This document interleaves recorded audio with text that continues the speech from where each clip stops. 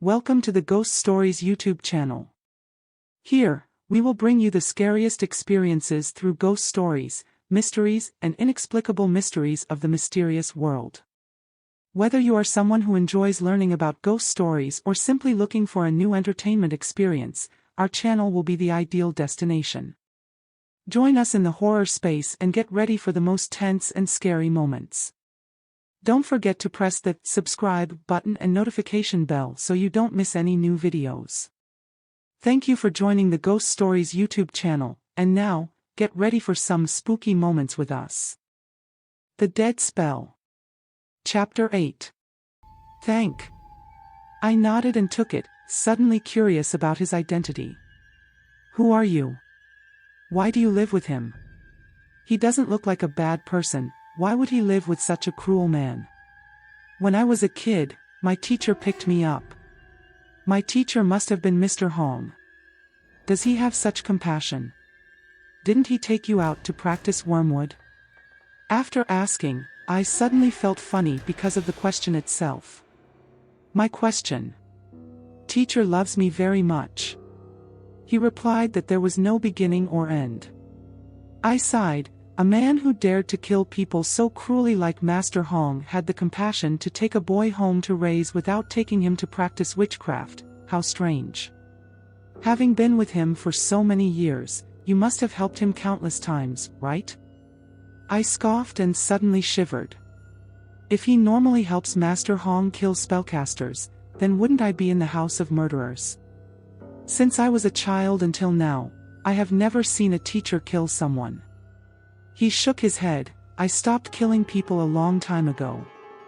I just do normal love spells. Could it be that since he picked him up to raise him, he hasn't killed anyone anymore? I had doubts in my heart but didn't say anything, just quietly leaned on my mother. Die? I am already a person halfway into death. Am I still afraid of death? I just worry about my mother. I had my eyes gouged out, but I didn't die right away. Master Hong let me hold a piece of ginseng in my mouth and applied medicine to stop bleeding. Every day he used a knife to prick fresh blood from my body, then threw me back. He threatened that if I committed suicide, he would force my younger brother to replace me, so I didn't dare die. I don't know how long I had to live in that basement without light. 20 days. 30 days. 40 days. Maybe longer than that. There is nothing more desperate than living alone in the dark, lonely, having people cut your skin and blood every day, not knowing when you will die. There is nothing more hopeless than having so many years of beautiful youth ahead of you, but being captured, having your eyes gouged out, taking away your light, being chained, and lying waiting for a painful death. I Hating him, the evil sorcerer used my blood and my eyes to cast spells. My face from a young 17-year-old girl, after more than 40 days of being locked up and having her eyes gouged out, became old, wrinkled and ugly like an old woman. But strangely, my hair was still as black as a young girl's, making my image even more horrifying. The day I died, she was also present. I can't see her, but I can hear her voice. It's been 49 days today. You took the last blood draw and then let her go. Every time I see her I shudder.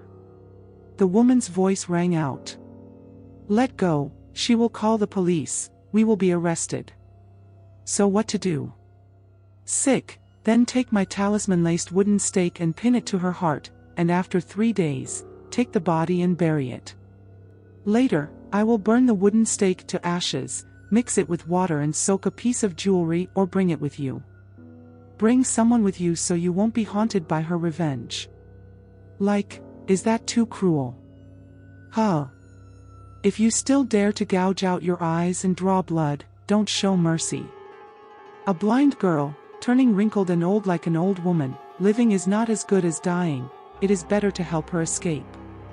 She remained silent without answering, seemingly agreeing, then turned and left the cellar.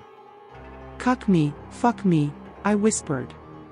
Master Hong knelt down in front of me, used a knife to slit my neck, below was a white ceramic bowl collecting the last drops of blood he needed.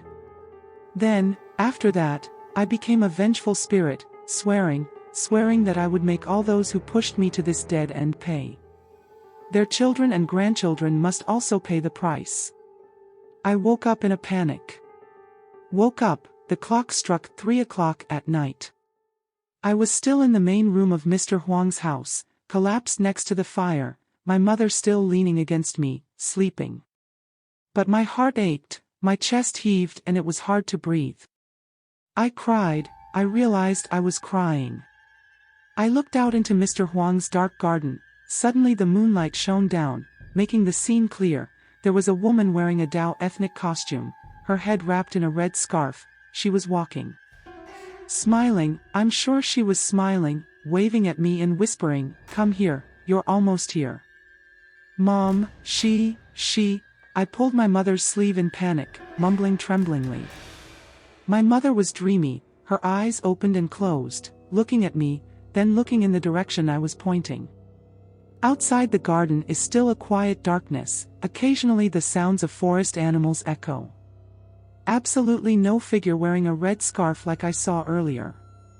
"Tam, are you so tired?" My mother held my hand and comforted me. "Go to sleep, tomorrow we will return to Hanoi, I will find a way to cure you, at all costs." She sobbed. I lay down on my mother's lap, greedily feeling her warmth. I know I don't have much time left, I just hope I can be with my mother a little longer. "Why don't you let me go?" I am standing in a cemetery, where there are many stone graves. The lead is that those graves have no names, anonymous graves. She stood there, still with an old face with deep wrinkles, her hair was shiny black. She stared at me with her gouged eyes, still bleeding, her voice screaming, "Let go. I let you go, whoever thought of letting me go?" She smiled cruelly. "Did your mother ever think of letting me go?" No. No one in this world has to be good to anyone. You are cruel, I am also cruel, ha ha ha. 07 carat. She approached me, her body emitting a strong, unpleasant fishy smell. I backed away in panic. "Scared, right? Knowing that you are about to die, are you scared?" "I was like that. I'm innocent." I screamed. "No one is innocent. Please." I fell backwards, my face streaked with tears. She dragged her finger in the sky, and in the gloomy pitch-black sky appeared a wooden coffin painted red, dotted with yellow sculptures, emitting the smell of mud and death. The coffin lowered in front of me, my body stiffened. She came forward and pulled my body up, which was as stiff as a wooden puppet, and stuffed me into the coffin. "No, save me, someone save me." Inside the coffin were crawling maggots. They crawled into my body, into my eyes, nose, and mouth. "The coffin is reserved for my enemy's daughter." She laughed cruelly, holding a knife in one hand and making a long cut on the back of my hand. Pain woke me up. "Dear Tam, wake up, wake up." In front of me was my mother's tear-streaked face. Painful. I felt pain in my hand, raised my right hand and saw blood flowing. What's happened? What's wrong with me? Dreams come true. She not only controls my mind, makes me crazy, but also harms me. To my body. She is a demon, a demon. Cough, cough, she's already done it. Teacher Hong was helped over, his face pale. I looked at him with hatred, then stood up, shook my head and said to my mother, "Let's go back to Hanoi." "What's wrong with your hand?" She hurt you." "It's okay, Mom. It's morning." I temporarily wrapped a bandage to stop the bleeding and left Mr. Huang's house. When we walked out the gate, the young Dao man who was picked up by Master Hong to raise suddenly ran to us and told us, "My teacher said he was helpless, his life was about to be lost. Try going to Ham Long Pagoda to meet Zen Master Duongdang, maybe he can help." Thank you, my mother happily thanked me, but I remained silent. I don't thank him because that's the natural thing he had to do to atone for the crimes he committed in the past. Try hard tonight. Tomorrow we will go back to Bac Ninh to meet teacher Duong Dang, daughter. My mother stroked my hair and said gently. These past few days, I've been going back to Quang Ninh, back to Ha Giang, continuously going back and forth long distances, and mentally tired. My mother doesn't seem to be feeling well. If you're tired, you can go in a few days. We've just come such a long way. I shook my head. No, my mother held my shaking hand. I have a bad feeling, I'm very scared. Her shoulders shook. I'm afraid she'll come. Very fast, very fast. After 1 o'clock, we fell asleep. Although I really wanted to stay up until morning, I could never resist the feeling of sleepiness that came, not even my mother. Clack. I opened my eyes at the sound of the door opening and suddenly saw a female figure walking out. I turned around and didn't see my mother anywhere. Where did my mother go in the middle of the night? Did she go to the bathroom? Mommy. Suddenly I had a bad premonition, so I pulled off the blanket, sat up, put on my slippers and walked out. The hallway was very dark. There was no electricity or moonlight, except for the sound of my mother's footsteps walking in front.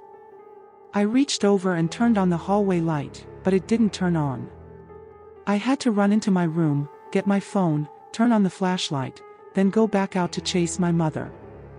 She was walking down the stairs at this time. Her shadow was unusually agile. I called but couldn't get through. Could it be that she was sleepwalking? Mom, where are you going? Silent. The light from the phone shone on her, creating a strange silhouette on the ground.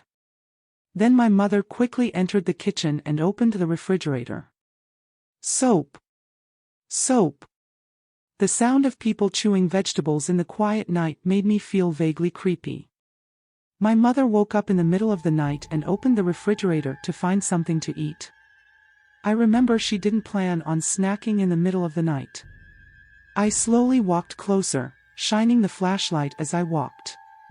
My mother's back was slightly round, still wearing the colorfully patterned pajamas she wore at night. Mom, I patted her shoulder, not paying attention to the strong fishy smell coming over her. My mother turned around. In her mouth was something like raw meat. Her hands were like a beast holding the meat tightly. Fresh blood oozed from both sides of her mouth, staining her teeth red. The flash of the phone's flashlight made her face look even more horrifying, her long silver hair falling down, her blue eyes shining like a ghost cat. Ah! I dropped the phone to the ground and screamed. I couldn't help but panic and feel scared. I was scared but didn't know what to do because it seemed like the person in front of me was my mother. Tam, come here and eat with Mom, the meat is delicious. My mother laughed hoarsely, a strange wild smile. The flashlight from the phone did not turn off. After it fell to the ground, it bounced straight onto the ceiling, illuminating half of her bloody face. No, Mom, what's wrong with you? It's not my mom. I backed away and cried. This is Mom. In place of where my mother was standing was the silhouette of a woman with black hair wrapped in a red scarf and wearing colorful ethnic clothes. It was she who disguised herself as my mother and lured me down here. Where is my mother, you devil? Go away, don't hurt my mother. Your mother is dead. She flashed a cruel smile. What did you do to my mother? Give me back my mother. Don't even try to find someone to help you escape me, don't even try, ha ha ha. She laughed like a howl. Your mother is dead. Hearing my mother, my heart sank. No, my mother cannot die, my mother cannot die. I shook my head, my hands fumbling around. I suddenly grabbed a wooden rolling pin, my eyes widened, and I frantically rushed to hit her. Pop! Pop! Pop! I pounded like crazy on her head, on her body, beating and screaming, Die, die, you devil, give me back my mother, give me back my mother. Her body was limp, She didn't even bother to protest, she just pointed her empty, bleeding eyes straight at my face with arrogance. Tam, my mother's weak voice woke me up from my madness. I opened my eyes wide, glaring at the bloody body in front of me. That bloody body is not the ethnic ghost haunting my life. Not the woman wearing colorful clothes, red scarf, long black hair, wrinkled face, but my mother with a gentle face but moaning in extreme pain. Mom, I screamed. My mother fainted. What's going on? Why did I use a pestle to beat my mother to death? Somewhere, a cruel, cold, high-pitched laugh rang out in the middle of the night. It's your turn next. I paced back and forth in the detention room, my heart burning like a donkey, wondering how my mother was in the hospital. Last night, I repeatedly hit my mother on her body and head with a rolling pin, causing her to bleed and faint, after which I immediately called an ambulance to take her to the hospital. Of course, I was arrested again for assault, and probably would have been prosecuted and had to go to jail. I know a lot of people will ask, why did I intend to kill my mother, but I know how to answer. That I was being haunted, there was a ghost that made me hallucinate, then I thought my mother was a ghost, rushed in and beat her until she lost consciousness. If I say it, who will believe it? They even thought I was crazy. Thank you for taking the time to watch Ghost Stories video. Hopefully the content has brought you interesting and meaningful moments. Don't forget to like, share and subscribe to the Ghost Stories YouTube channel to follow the channel's next videos. See you in the next video. Have a good day.